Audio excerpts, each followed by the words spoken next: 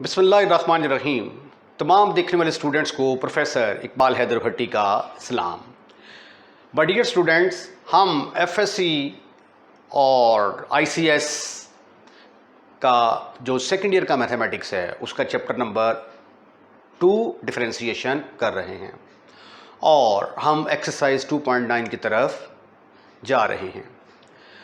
इस सिलसिले में मैंने कल आपको एक आर्टिकल करवाया, geometrical interpretation of first derivative.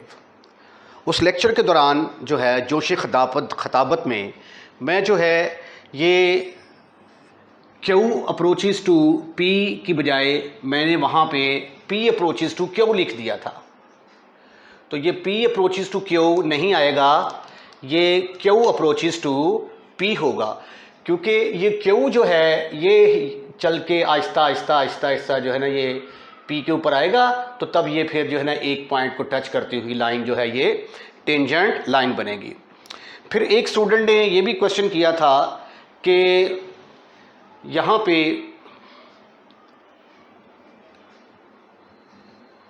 एक स्टूडेंट ने ये भी क्वेश्चन किया था कि इसको मैंने लिखा था dy/dx, तो इसको dy/dx क्यों लिखा है?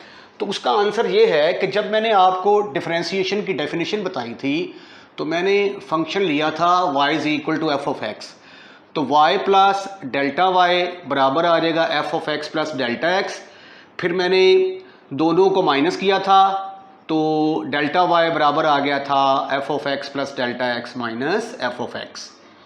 फिर आपको याद होगा तीसरे स्टेप में delta x not equal to 0 के साथ डिवाइड किया था, और चौथे और आखिरी स्टेप में हमने लिमिट ली थी delta x approaches to 0, limit delta x approaches to 0 f(x) plus delta x minus f(x) over delta x।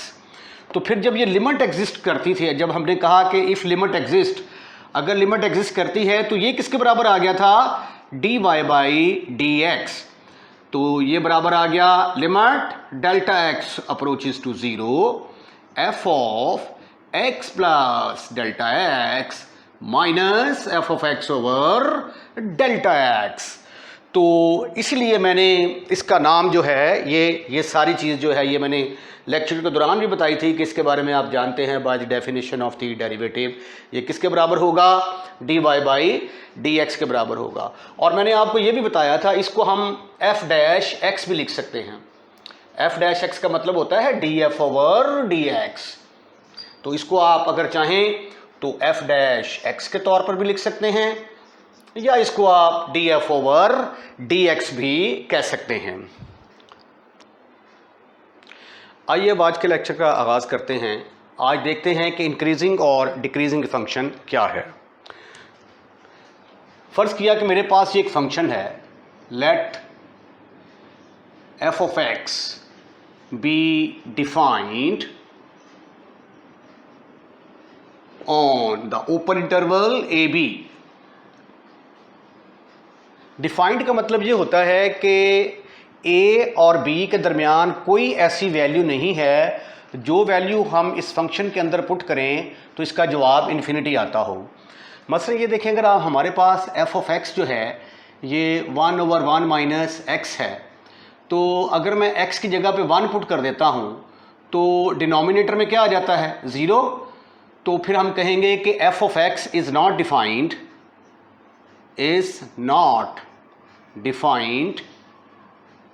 Eight x = 1। तो यहाँ पे जो हमारा फंक्शन है f(x) ये डिफाइंड है, यानी a और b के दरमियान कोई भी वैल्यू हम इस फंक्शन के अंदर पुट करते हैं तो हमारा जवाब इन्फिनिटी नहीं आता, अनडिफाइंड नहीं आता।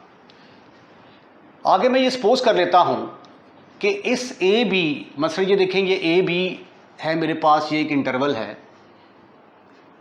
a b। जब हम ये कहते हैं ना a b ओपन इंटरवल, तो इसका मतलब है कि a शामिल नहीं है, b शामिल नहीं है। a से बड़ी वाली टर्म्स और b से छोटी वाली टर्म इसके अंदर आएंगी। इसके अंदर मैं a और b के दरमियान कोई 2 पॉइंट ले लेता हूँ, एक x1 और एक x2। और याद रखें कि जो लेफ्ट साइड पे नंबर होता है वो छोटा होता है, राइट साइड पे बड़ा होता है। तो इसका मतलब है कि ये जो नंबर मैंने इस इंटरवल के अंदर लिए हैं, इसमें x2 जो है ये बड़ा है और x1 जो है ये छोटा है। लेट x1 x2 ये मैंने दो नंबर लिए जो कि बिलोंग करते हैं इस इंटरवल ए बी के अंदर, and x1 is less then x2, या इसको आप यूं भी कह सकते हैं कि x2 जो है ये बड़ा है x1 से। मैंने आपको बताया था कि ये नोटेशन जो है जब हम लिखते हैं x लेस देन 1 तो इसका मतलब क्या होता है, इसका याद रखने का तरीका मैंने बताया था। ये देखें ना, इसको आप मगरमच्छ का, क्रोकोडाइल का माउथ कंसिडर करें। मगरमच्छ अपना मुंह ऐसे खोलता है ना, ऐसे करके, तो मगरमच्छ का मुंह बड़ा होता है, तो इसलिए ये मगरमच्छ के मुंह की शक्ल है ये वाली, ठीक है। तो इसकी तरफ जो टर्म होती है वो क्या होती है, बड़ी होती है। तो इसको हम ऐसे लिखेंगे, x1 छोटा है x2 से, यानी x2 मुंह में जा रहा है, ये बड़ा है, x2 मगरमच्छ के मुंह की तरफ, तो ये बड़ा होगा। ये दो मैंने नंबर ले लिए। अब ये अगर मैं ये नंबर इस फंक्शन के अंदर पुट करता हूं, मसलन f ऑफ x2 पुट किया और x की जगह पे f ऑफ x1, और f ऑफ x2 बड़ा आ गया f ऑफ x1 से, यानी बड़ी वैल्यू पर जवाब बड़ा आए फंक्शन का, तो उसको हम कहते हैं then f of x is said to be increasing function. आगे मैं इसकी चल के एक एग्जांपल भी दूंगा। जब मैं डिक्रीजिंग फंक्शन डिफाइन कर लेता हूं ना, तो उसके बाद फिर ये मैं इसको मज़ीद जो है ये डिस्कस करूंगा। अच्छा, अब जब हम ये कहते हैं कि f ऑफ x2 यानी बड़ी रकम पर जवाब बड़ा आता है, तो उसको हम क्या कहेंगे, ये इंक्रीजिंग फंक्शन है। तो फिर x प्लस डेल्टा x जो है ये क्या होगा, बड़ा होगा x से, क्योंकि ये देखिए मैंने x के अंदर किसी रकम को ऐड कर दिया है, किसी रकम को ऐड किया है तो x से बड़ा आ गया।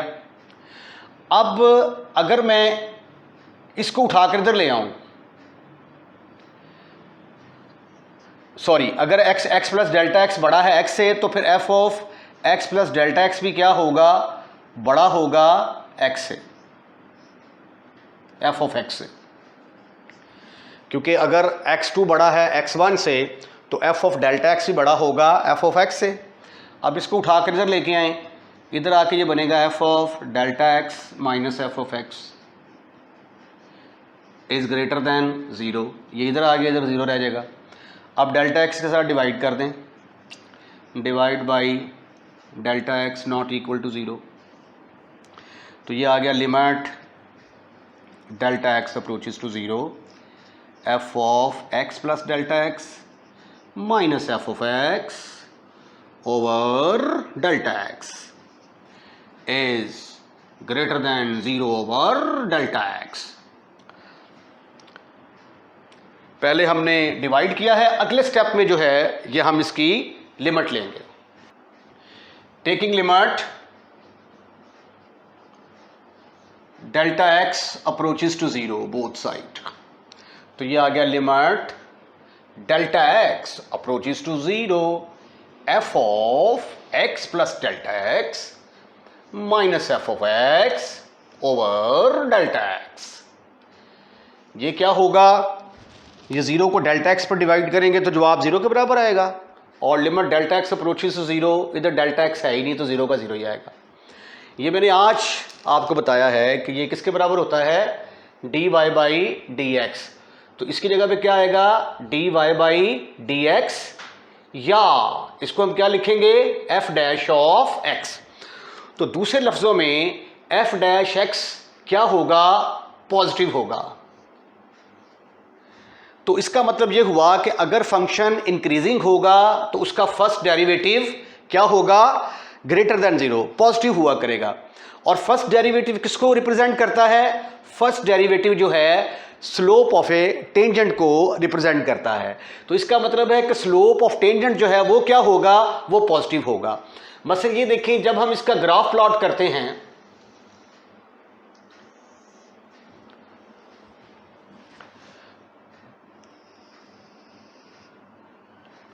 ओहो, ये देखें जी,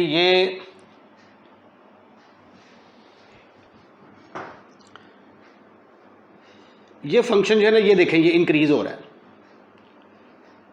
अच्छा, अब ये फंक्शन इंक्रीज हो रहा है तो यहां पे कोई मैंने पॉइंट लिया, इस पॉइंट के ऊपर मैं टेंजेंट ड्रॉ करता हूं तो ये देखें ये टेंजेंट आ गया।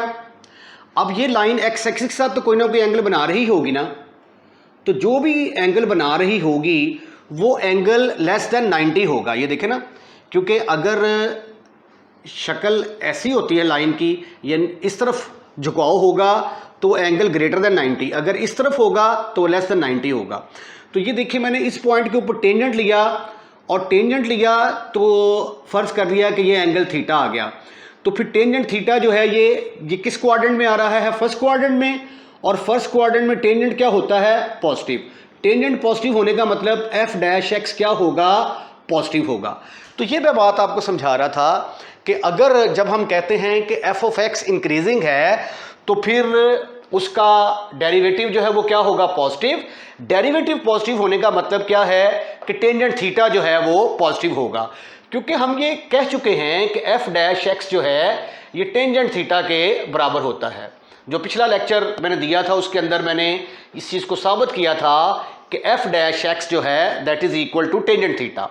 तो जो चीज़ याद रखने की है वो ये है कि अगर फंक्शन इंक्रीजिंग होगा तो किसी पॉइंट के ऊपर भी आप उसका जब स्लोप लेंगे, ये भी देखें ये स्लोप, ये भी लेस देन 90 बनेगा, पहले क्वाड्रेंट में आएगा, पॉजिटिव होगा। किसी पॉइंट के ऊपर भी आप टेंजेंट लाइन ड्रॉ करेंगे तो जो स्लोप बनेगा वो स्लोप जो है वो पहले क्वाड्रेंट के अंदर आएगा, पहले क्वाड्रेंट के अंदर आएगा तो टेंजेंट जो है वो पॉजिटिव होगा। तो आज के बाद अब आपने याद रखना है कि अगर फंक्शन इंक्रीजिंग होगा तो उसका first derivative F dash x क्या हुआ करेगा? पॉजिटिव हुआ करेगा। अब डिक्रीजिंग फंक्शन क्या है? डिक्रीजिंग फंक्शन बिल्कुल उलट है जो इंक्रीजिंग फंक्शन हमने डिफाइन किया है। Let F of X be defined on open interval A B, और ये दो एलिमेंट हैं जो कि ए और बी के दरमियान लाई करते हैं। यहाँ पे x1 छोटा है x2 से। अगर इसमें उलट है, बड़ी वैल्यू पर जवाब छोटा आ रहा है। अगर बड़ी वैल्यू पर जवाब छोटा आ रहा हो, मसलन ये देखें, अगर आपके पास एफ ऑफ एक्स कोई फंक्शन है 1/x², ठीक है, यहाँ पे मैंने x की जगह पे 1 पुट किया, जवाब आया 1, 2 पुट किया तो जवाब आ गया 1/4। अब 1/4 जो है ये छोटा है 1 से, तो 1/4 किसके बराबर है? F of 2। अब देखें बड़ी वैल्यू पर जवाब क्या आ रहा है? छोटा आ रहा है। अगर बड़ी वैल्यू पर जवाब छोटा आए तो फंक्शन को हम क्या कहेंगे कि फंक्शन जो है वो डिक्रीजिंग है। अब चूंकि फंक्शन डिक्रीजिंग है तो इसका मतलब ये हुआ कि बड़ी वैल्यू यानी x प्लस डेल्टा एक्स जो है ये बड़ा होगा x से, और f of x plus delta x यानी अब बड़ी वैल्यू पर जवाब क्या आएगा? छोटा आएगा। इसको उठाकर इधर ले आए, इधर आके नेगेटिव हो गया, डेल्टा एक्स के साथ डिवाइड किया, लिमिट ली, तो अब की बार ये देखें एफ डैश एक्स किसके बराबर आ गया? Less than 0। यानी लेस देन 0 का मतलब डेरिवेटिव इसका नेगेटिव हो गया। अब इसका जो ग्राफ हम प्लॉट करेंगे, ये पहले फंक्शन इधर था, ये देखें ये जो है ये फंक्शन डिक्रीज हो रहा है ऐसे करके, यहाँ पे मैक्सिमम था, इस साइड डिक्रीज हो रहा है। अब यहाँ पे किसी भी पॉइंट के ऊपर जब आप टेंजेंट लेते हैं ना, तो ये देखें ये टेंजेंट लाइन, ये वाला ये टेंजेंट लाइन बन गई। अब इसका हॉरिजॉन्टल के साथ जो एंगल बनेगा वो एंगल क्या होगा? 90 से बड़ा होगा। 90 से बड़ा होगा तो कौन से क्वाड्रेंट में जाएगा? दूसरे क्वाड्रेंट में जाएगा। दूसरे क्वाड्रेंट में जाएगा तो दूसरे क्वाड्रेंट में टेंजेंट थीटा क्या होता है? नेगेटिव। और टेंजेंट थीटा हमने किसके बराबर साबित किया हुआ है? F dash x. तो फिर एफ डैश एक्स किसके बराबर होगा? एफ डैश एक्स जो है वो नेगेटिव होगा। तो किसी भी पॉइंट के ऊपर, यहां पे पॉइंट लेंगे तो यहां पे भी देखिए टेंजेंट लाइन ये वाली आ रही है, ये हॉरिजॉन्टल के साथ जो एंगल बना रही है ये भी एंगल क्या है? ये भी एंगल 90 से बड़ा है। तो अगर इस आज के बाद आप याद रखेंगे कि अगर फंक्शन डिक्रीजिंग होगा तो उसका फर्स्ट डेरिवेटिव क्या हुआ करेगा, नेगेटिव हुआ करेगा। अब हम एक्सरसाइज 2.9 के जो पहला क्वेश्चन है इंक्रीजिंग और डिक्रीजिंग फंक्शन के साथ रिलेटेड है, पहले हम इस क्वेश्चन को डिस्कस करेंगे। उसके बाद फिर जो क्वेश्चन नंबर 2 जो कि 2, 3 आगे जो हैं वो मैक्सिमा और मिनिमा के साथ रिलेटेड हैं, तो वो फिर हम मैक्सिमा और मिनिमा का आर्टिकल डिस्कस करने के बाद जो है उन क्वेश्चंस को करेंगे। अब हमने ये एक फंक्शन हमारे पास दिया हुआ है f of x is equal to sine of x। हमने बताना है कि ये फंक्शन किस इंटरवल में जो है वो मैक्स इंक्रीजिंग होगा और किस इंटरवल में ये डिक्रीजिंग होगा। अब इंटरवल है हमारा -π टू π। जब इसको आप ऐसे ड्रॉ करते हैं, ये देखें 4 क्वाड्रेंट होते हैं हमारे पास। After school to college, A सिमरात ऑल पॉजिटिव, यहां पे तमाम ट्रिग्नोमेट्रिक फंक्शन पॉजिटिव होते हैं। यहां पे साइन, एस सिमरात साइन और उसका रेसिप्रोकल कोसेकेंट वो पॉजिटिव, बाकी सारे ट्रिग्नोमेट्रिक फंक्शन नेगेटिव होंगे। ये पहला क्वाड्रेंट, ये दूसरा क्वाड्रेंट, ये होता है 0 से लेकर π/2 तक, और ये होता है π/2 से लेकर π तक, और ये π से लेकर 3π/2 तक। ये है थर्ड क्वाड्रेंट और ये है फोर्थ क्वाड्रेंट। ये 4 क्वाड्रेंट है। एस से मुराद साइन पॉजिटिव और इसका रेसिप्रोकल कोसेकेंट पॉजिटिव, बाकी सारे ट्रिग्नोमेट्रिक फंक्शन यहाँ पे नेगेटिव। टी से मुराद tangent and its reciprocal is positive, बाकी नेगेटिव। सी से मुराद cos and its reciprocal secant are positive, the remaining 4 functions in this quadrant are negative. अब जब हम ये कहते हैं कि ये जो पहला हमारे पास ये इंटरवल है, पहला क्वाड्रेंट 0 से लेके π/2 तक, तो अगर मैं आपसे ये पूछूं कि 0 जो है ये पहले क्वाड्रेंट में आता है कि चौथे क्वाड्रेंट में आता है, तो आपका आंसर क्या होगा? अक्सर बच्चों से ये पूछा जाए तो वो कहते हैं जी ये पहले क्वाड्रेंट के अंदर आएगा। ठीक है, अगर π/2 का पूछा जाए कि ये कौन से क्वाड्रेंट में आएगा, तो बच्चे कहते हैं जी पहले क्वाड्रेंट में आएगा। पाई, तो असल में ये जो 0 है ये किसी भी क्वाड्रेंट के अंदर नहीं आता। 0 से बड़ी और 90 से छोटी जो एंगल हैं सारे, वो सारे पहले क्वाड्रेंट के अंदर आएंगे। π/2 ना ही पहले क्वाड्रेंट के अंदर आता है ना ही दूसरे क्वाड्रेंट के अंदर आता है। पाई जो है ना ही दूसरे क्वाड्रेंट के अंदर आएगा ना ही तीसरे क्वाड्रेंट के अंदर आएगा। इसी तरह 3π/2 जो है ना ही चौथे क्वाड्रेंट के अंदर ना ही तीसरे क्वाड्रेंट के अंदर आएगा। इनको हम बोलते हैं क्वाड्रेंट एंगल। ठीक है, अगर ये तो था कि अगर मैं इसको एंटी क्लॉकवाइज मेजर करता हूं तो ये सूरत हाल होगी। अगर मैं क्लॉकवाइज मेजर करता हूं ऐसे करके, तो ये आ जाएगा -π/2 के इक्वल। ये -π/2 चलते चलते, और ये किसके बराबर आ जाएगा? -π के इक्वल, -π। ठीक है, वैसे आपने इंटर में क्वेश्चन भी किया होगा, the trigonometric ratio of pi and -π are the same and the trigonometric ratio of 3π/2 and -π/2 are the same. अगर क्लॉकवाइज चलेंगे तो -90 3π/2 के बराबर होगा। अगर एंटी क्लॉकवाइज चलेंगे तो ये जो है ये किसके बराबर आ जाएगा? 3π/2 के बराबर आ जाएगा।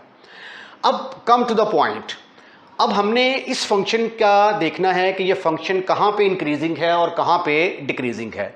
फंक्शन का इंक्रीजिंग और डिक्रीजिंग होना उसके डेरिवेटिव के ऊपर डिपेंड करता है। तो इसलिए हम सबसे पहले क्या करेंगे, इस फंक्शन का डेरिवेटिव निकालेंगे। Differentiate with respect to x, तो f' किसके बराबर आ गया? d/dx इंटू साइन x, और साइन x का डेरिवेटिव किसके बराबर होता है? cos ऑफ x के बराबर। अब ये हमारा आंसर आ गया है। ठीक है, फर्स्ट डेरिवेटिव का आंसर हमारे पास आ गया है। अब हमने देखना है कि फर्स्ट डेरिवेटिव कहाँ पे पॉजिटिव होता है।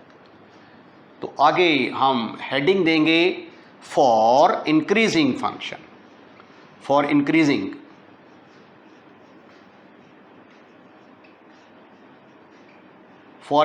फंक्शन एफ डैश एक्स किसके बराबर होता है? F dash X is positive, F dash x should be positive. F dash x positive है तो इसका मतलब है कि कॉस ऑफ एक्स भी क्या होगा? पॉजिटिव होगा।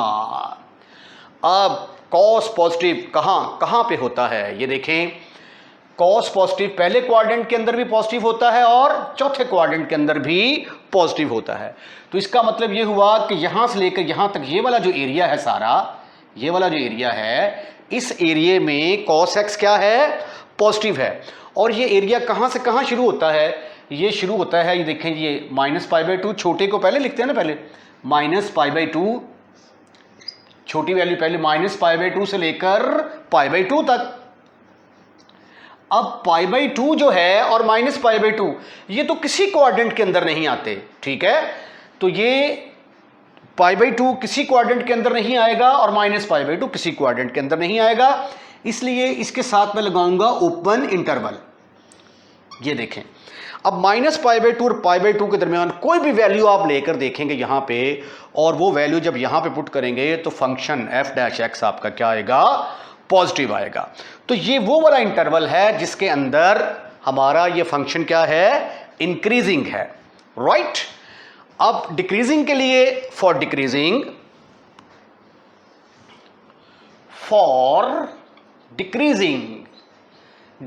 के लिए तो हमारा जो डेरिवेटिव है, ये फॉर डिक्रीजिंग लिखें,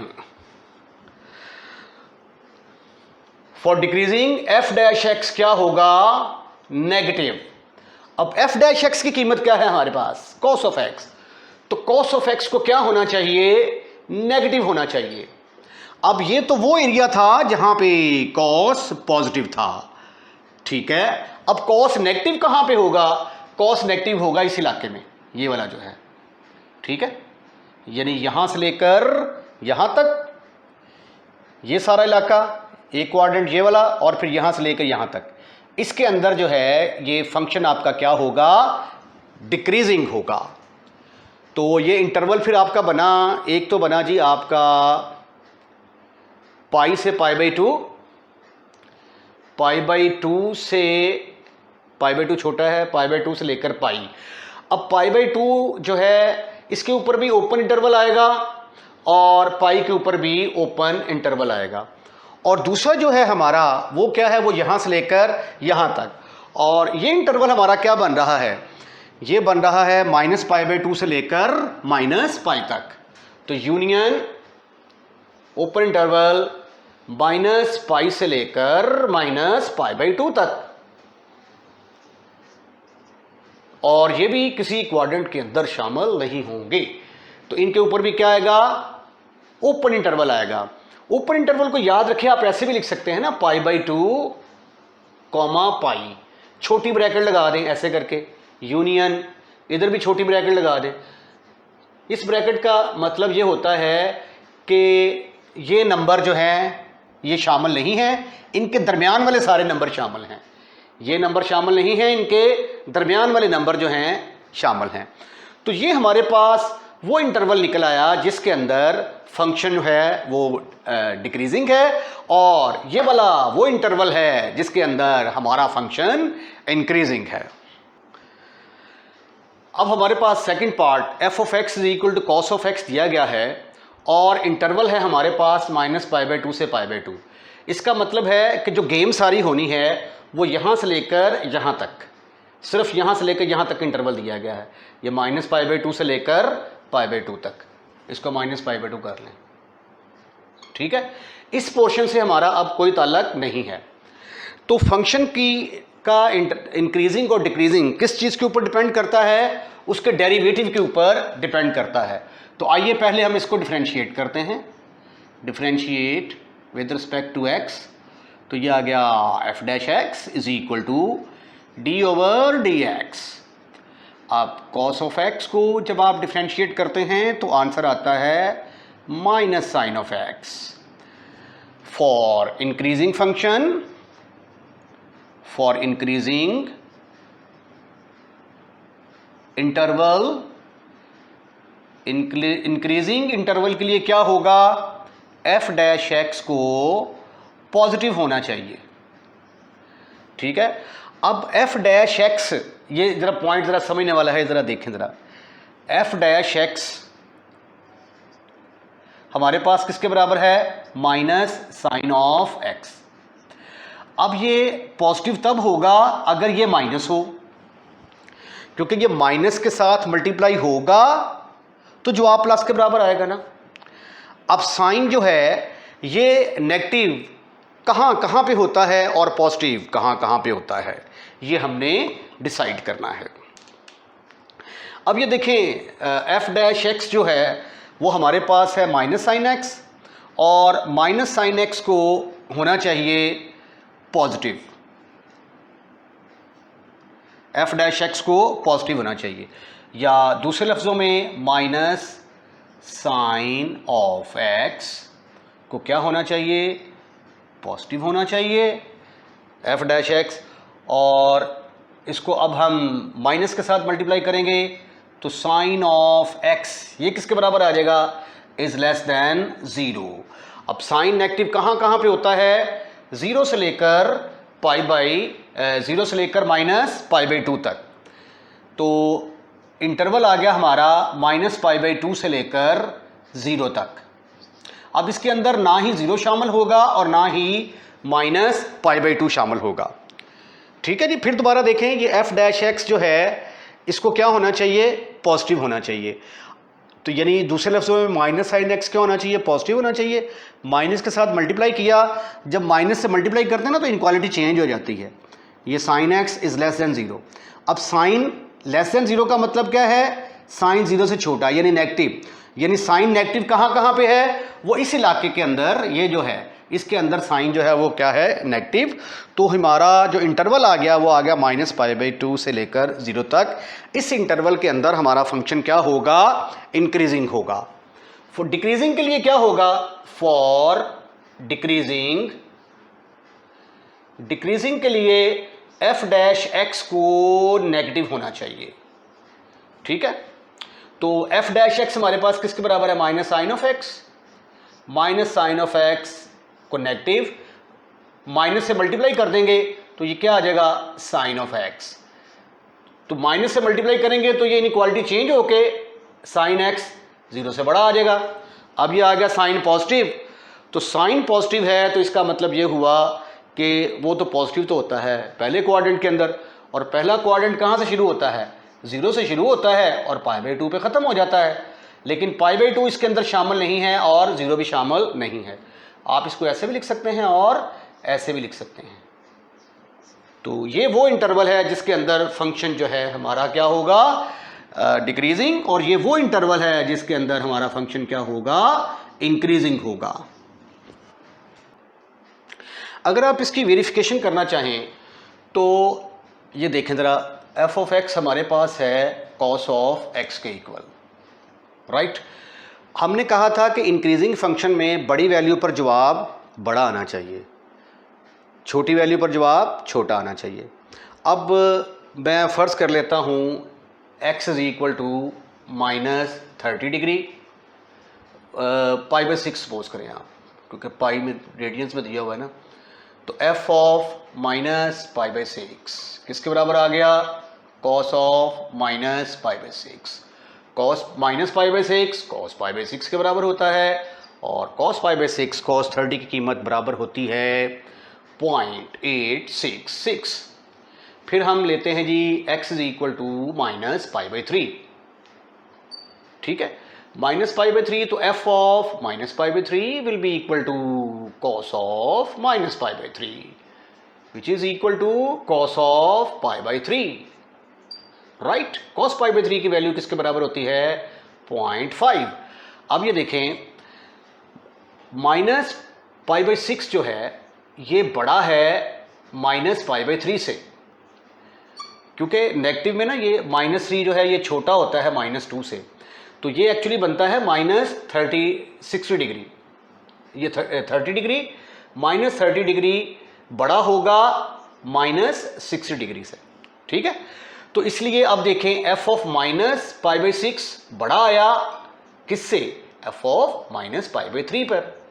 तो बड़ी, अगर वैल्यू बड़ी है तो फंक्शन का जवाब भी उसके ऊपर बड़ा आ रहा है, ठीक है। तो इसको फिर हम ये कंडीशन किस चीज़ की है, इंक्रीजिंग फंक्शन की। तो फर्स्ट साबित हुआ कि F of x is equal to cos of X, ये क्या है, इंक्रीजिंग है। इसी तरह आप खुद चेक कर सकते हैं कि इस इंटरवल के अंदर 0 से π/2, अब ये देखें यहाँ पे जब आप वैल्यू पुट करेंगे इस केस के अंदर, मसला फ़र्ज़ कर लिया मैंने x इज इक्वल टू π/6 ले लिया, तो f ऑफ π/6 जवाब किसके बराबर आया, cos ऑफ π/6। cos ऑफ π/6 की वैल्यू किसके बराबर होती है, 0.86। उसके बाद फिर x इज इक्वल टू π/3, तो f π/3 की वैल्यू किसके बराबर आएगी, cos π/3 के बराबर, और cos π/3 की वैल्यू 0.5। अब π/3 बड़ा है, 60 बड़ा होता है 30 से, ठीक है। तो अब की बार क्या आया, बड़ी वैल्यू पर f ऑफ बड़ी वैल्यू पर जवाब छोटा आया, ये देखें π/3 पर जवाब छोटा आया है, f of π/3 is less than f of π/6। Question number 1 का third part, f of x हमारे पास है 4 - x²। हमने बताना है कि हमारा किस इंटरवल के अंदर फंक्शन इंक्रीजिंग है और किसके अंदर डिक्रीजिंग है। अब ये -2 से 2 को जब आप रियल लाइन पे ड्रॉ करते हैं ना, तो इसकी शक्ल कुछ इस तरह की बनती है, ये आ गया 0 1 2, ये आ गया -1 -2। अब चूंकि इसके ऊपर ओपन इंटरवल है तो इसका मतलब है कि -2 और +2 इसके अंदर शामिल नहीं है, इनके दरमियान यानी -2 से बड़ी वैल्यू और +2 से छोटी सारी वैल्यूज़ जो हैं वो इसके अंदर शामिल हैं, यानी -1.99 -1.95 वगैरह, और इससे छोटी जो वैल्यूज़ हैं 1.95 1 + 1.9 वगैरह, वो सारी इस इंटरवल के अंदर शामिल हैं। अब हमने चूंकि इंटरवल निकालना है जिसके अंदर फंक्शन इंक्रीजिंग है या डिक्रीजिंग है, तो इंक्रीजिंग और डिक्रीजिंग के लिए हम फंक्शन को क्या करते हैं, डिफरेंशिएट करते हैं, differentiate with respect to x। तो f' will be equal to d/dx 4 - x²। 4 - x² है तो 4 तो कांस्टेंट है, कांस्टेंट का डेरिवेटिव 0 आएगा, इस पर लगेगा पावर रूल, पावर साइड पे आएगी, एक पावर कम करेंगे, पावर के बगैर डिफरेंशिएट करेंगे, so this is equal to -2x। अब फॉर इंक्रीजिंग फंक्शन के लिए क्या होता है, फॉर इंक्रीजिंग f' को क्या होना चाहिए, पॉजिटिव होना चाहिए, 0 से बड़ा होना चाहिए। अब f' की कीमत क्या है हमारे पास, -2x, should be greater than 0। अब आप ऐसा करें कि -1/2 के साथ डिवाइड कर दें, तो ये आ जाएगा x इज लेस देन 0। तो इसका मतलब है कि x लेस देन 0, इधर जो हैं चलते हैं तो x ग्रेटर देन 0 आता है, इधर x लेस देन 0 आता है। तो 0 से लेके अब -2 से आगे जा ही नहीं सकते हम, तो हमारा इंटरवल क्या बनेगा, यहाँ से लेकर यहाँ तक। तो f of x is increasing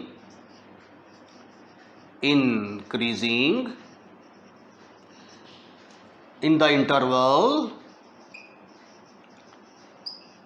0 से लेकर -2 से 0, और दोनों के ऊपर ओपन इंटरवल आएगा। ऐसे लिख दें या ऐसे लिख दें, कोई फर्क नहीं पड़ता, राइट। फॉर डिक्रीजिंग के लिए f' को क्या होना चाहिए, नेगेटिव होना चाहिए, f' should be less than 0। तो अब -2x क्या होगा, f' की कीमत तो है -2x लेस देन 0।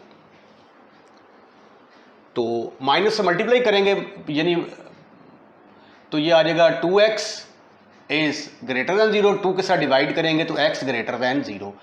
अब x ग्रेटर देन 0 से मुराद क्या है ज़ीरो से बड़ी रकमें यहाँ से यहाँ तक आ रही हैं। तो ये जो सारा इंटरवल है, इस इंटरवल के अंदर फंक्शन क्या होगा? डिक्रीजिंग होगा। F of x is decreasing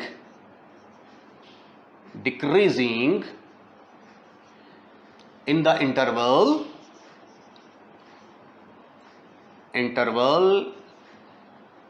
0 से लेकर 2 तक 7। ये ओपन इंटरवल आ गया। ऐसे लिख लें या ऐसे लिख लें, दो तरीके हैं इसको लिखने के, दोनों का मतलब सेम है। अगर आप चेक करना चाहें तो ये देखें, ये -0 और -2 के दरमियान कोई भी वैल्यू लें, मतलब -1 यहां पे पुट करेंगे तो क्या जवाब आता है? 4 में से 1 निकाला, बाकी रह गए 3। उसके बाद जब आप -1.5 पुट करेंगे तो -1.5 वैल्यू पुट करने से जवाब आपका क्या आ जाएगा? -1.5 के ऊपर छोटा आ जाएगा। यानी बड़ी वैल्यू पर जवाब बड़ा और छोटी पर छोटा आएगा। यानी f ऑफ -1 बड़ा आएगा f ऑफ मनफी। ये आप खुद चेक कर सकते हैं, ठीक है। इसी तरह अगर आप इस इंटरवल के अंदर देखेंगे 0 और 1 2 के दरमियान कोई दो वैल्यूज़ लेके आप देखेंगे तो बड़ी वैल्यू के ऊपर जवाब छोटी वैल्यू की निस्बत छोटा होगा। लास्ट पार्ट क्वेश्चन नंबर 4 का, हमारे पास अब इंटरवल है -4 से लेकर 1 तक। इसको रियल लाइन पे ड्रॉ करेंगे। ये आ गया -4, फिर -3, -2, -1, 0, 1। ये सो इधर भी चलती जा रही है लाइन, इधर भी चलती जा रही है। हमने इंटरवल इंक्रीजिंग और डिक्रीजिंग के लिए फंक्शन का डेरिवेटिव निकालना बड़ा ज़रूरी होता है। तो आइए इसको डिफरेंशिएट करते हैं। Differentiate with respect to x.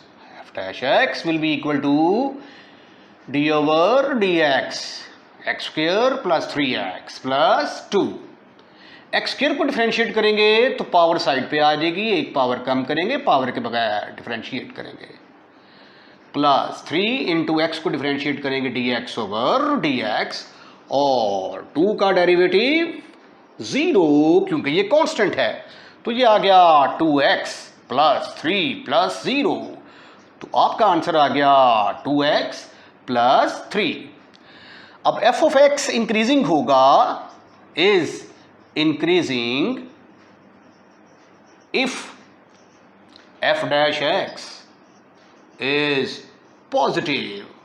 अगर f डैश x पॉजिटिव होगा तो फंक्शन इंक्रीजिंग। अब f डैश x को पॉजिटिव रखें तो ये आ जाएगा 2x plus 3 should be positive. तो यहां से 2x इज ग्रेटर देन -3, या दूसरे लफ्जों में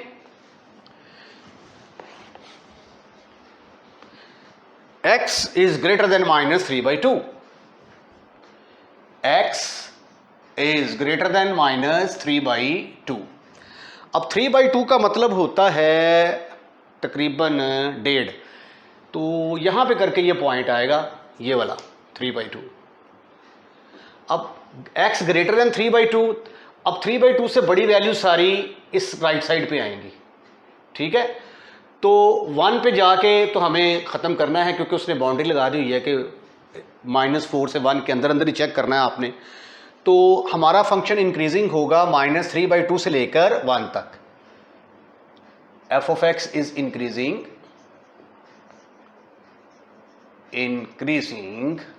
इन द इंटरवल